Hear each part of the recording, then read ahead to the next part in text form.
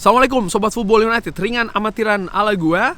Langsung saja informasi terkait pergerakan Manchester United di bursa transfer. Jadi ada beberapa kabar, ada beberapa update yang ingin gua sampaikan. Jadi di channel Football United ini bukan hanya sekedar masalah resmi-resmian saja yang sudah pasti-pasti saja, tapi ada hal-hal dinamika, informasi-informasi mengenai pergerakan, rumor juga gua sampaikan di channel Football United. Yang ingin pasti-pasti, yang ingin yang resmi-resmi bisa skip video ini. Oke.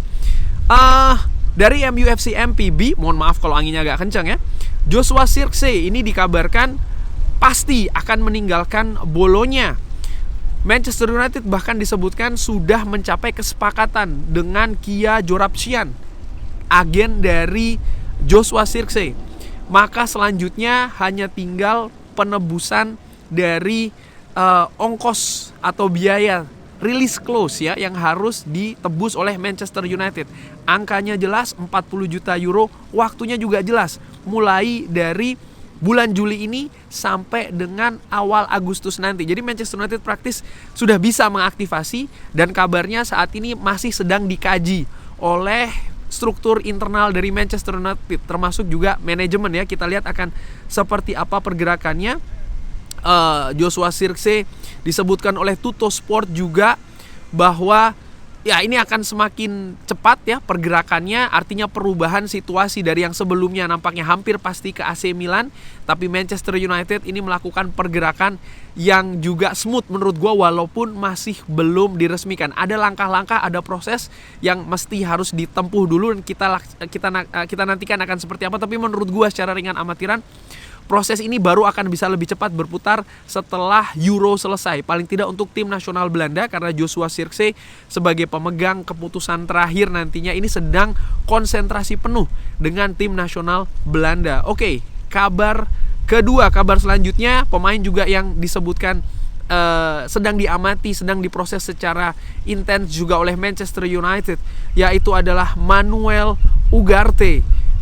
Pembicaraan terus berlangsung antara Manchester United juga PSG, dan bukan tidak mungkin beberapa waktu ke depan ini Manchester United akan melakukan penawaran pertama untuk Manuel Ugarte. Fabrizio Romano menginformasikan kalau Manchester United sudah melakukan pembicaraan dengan PSG beberapa kali, beberapa jam terkait dengan Manuel Ugarte. Manuel Ugarte juga tertarik untuk meninggalkan PSG dan termasuk juga tertarik untuk bergabung dengan Manchester United walaupun tanpa Champions League. Ini catatan yang penting ya, bagaimana pemain potensial dari Uruguay ini tertarik pindah ke Manchester United walaupun Manchester United tidak bermain di kompetisi tertinggi di Eropa. Artinya apa? Ada faktor-faktor lainnya yang membuat dia tertarik untuk bergabung ke Manchester United. Mungkin nama besar Manchester United, mungkin juga struktur baru dari Manchester United, dan mungkin juga kepastian dari pelatih Manchester United musim depan. Hal-hal ini kan sangat penting bagi pemain, terutama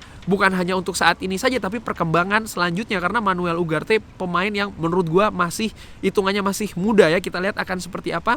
Harga sekali lagi ini akan menjadi penentu di status dari atau keadaan dari Manuel Ugarte. Valuasi 60 juta menurut gue itu terlalu tinggi bagi Manchester United. Kalau PSG bisa menurunkan angka tersebut, peluang sangat terbuka untuk Manuel Ugarte ke Old Trafford. Dan kabar terakhir yaitu adalah Matthijs de Ligt. Jurnalis dari Belanda Mike Verwij dari Football International kalau tidak salah ya, ini mengabarkan bahwa Manchester United sudah mempersiapkan proposal kontrak untuk Matthijs de Ligt untuk 5 musim. Pemain berumur berapa, kurang lebih 24 tahun ya, kontrak jangka panjang untuk Matthijs de Ligt.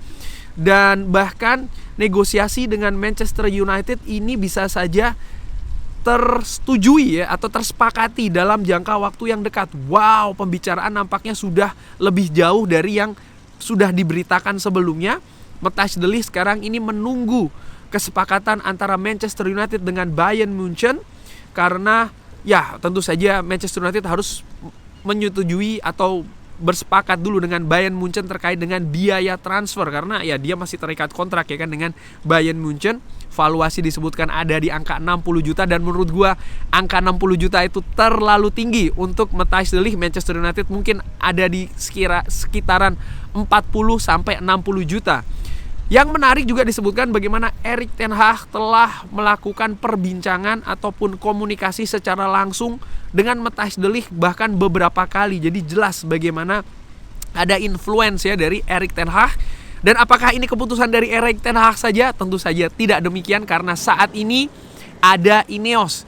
Dan peran dari Ineos ini juga besar di kebijakan transfer. Banyak fans yang mengatakan, ya Erik ten Hag lagi, Erik ten Hag lagi. No, ada Ineos. Ineos juga melakukan screening. Ineos juga melakukan analisa ya, karena di football operation mereka lah yang bertanggung jawab dan mereka tidak mungkin memberikan cek kosong dalam tanda kutip ke Erik ten Hag. Jadi ada peran juga dari Ineos di kegiatan mendatangkan Matthijs de Ligt ini ya.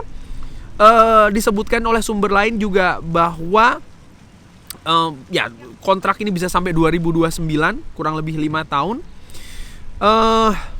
Fabrizio Romano, bagaimana dengan Fabrizio Romano ini mengatakan kalau sang pemain ini sangat terbuka untuk kemungkinan ke Manchester United, di mana Bayern Munchen telah mendatangkan Hiroki Ito dan juga sekarang sedang bekerja untuk Jonathan Tah. Ya, oleh karena itulah Manchester United juga bersiap untuk melakukan penawaran ke Matthijs de Ligt.